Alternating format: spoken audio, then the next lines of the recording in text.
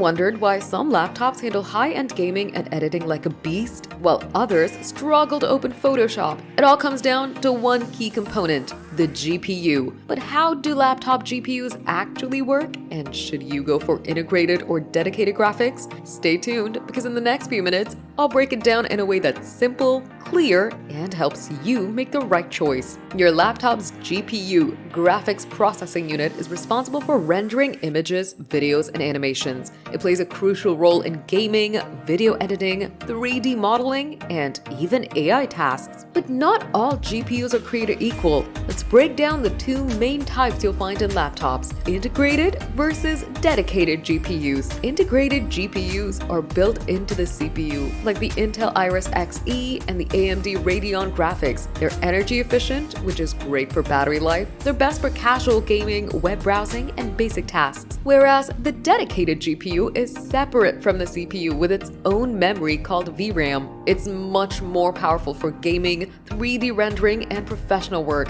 Some examples are NVIDIA RTX series and the AMD Radeon RX series. Think of it this way: integrated GPUs are like built-in car speakers. They work fine for casual listening, but if you want a concert experience, you'll need a dedicated sound system, aka a dedicated GPU. Laptops use different approaches to GPU integration depending on performance and power needs. MUX switch allows direct GPU to screen connection for better gaming performance. NVIDIA Optimus dynamically switches between integrated and dedicated GPUs to save power. Cooling matters. Powerful GPUs are equal to more heat. High-end gaming or workstation laptops use advanced cooling solutions to prevent throttling. So, which GPU setup is right for you? Let's break it down. For students and casual users, integrated GPU is perfect. It's got a longer battery life and lower cost. For gamers and content creators, dedicated GPU is a must. It's got better performance and a smoother experience.